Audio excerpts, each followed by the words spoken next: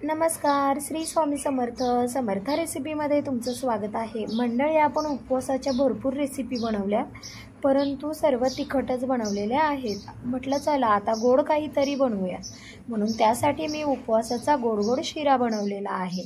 आता सर्वात प्रथम मी कढई गरम करायला ठेवलेली आहे मंद आचेवरती, आणि कढई गरम झाली की त्यामध्ये मी 1 चमचा मोठा साजूक तुपाचा घातलेला आहे.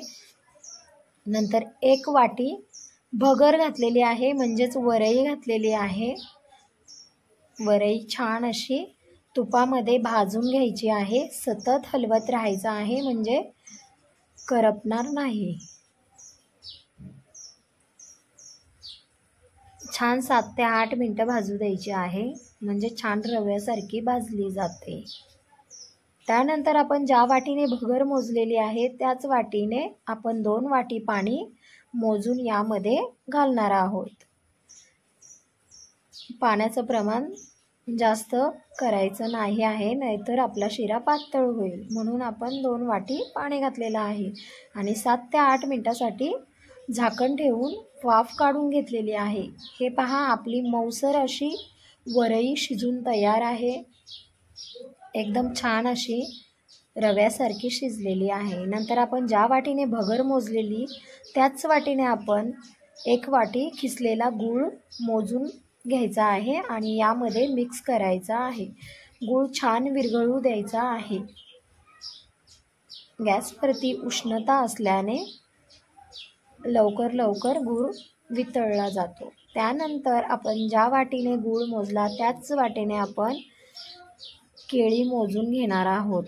1 वाटी केळीचे काप घातलेले आहेत आणि छान असं परतवत राहिलो आहोत. छान अशी परतवून घ्यायची.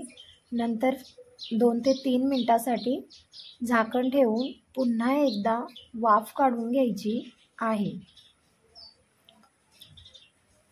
आता वाफ काढून घेतल्यानंतर केळी अशी मऊसर पडते, म्हणून आपण त्यामध्ये अशी मॅश करून घेणार आहोत. एकदम छान असा प्रसादाच्या शिऱ्यासारखा हा शिरा लागतो.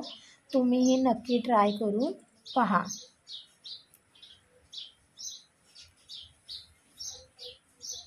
माझी मम्मी असं अधूनमधून उपवासाला ट्राय करत असते हा शिरा, त्यामुळे मलाही बनवायला अगदी सहज पटकन जमलेला आहे.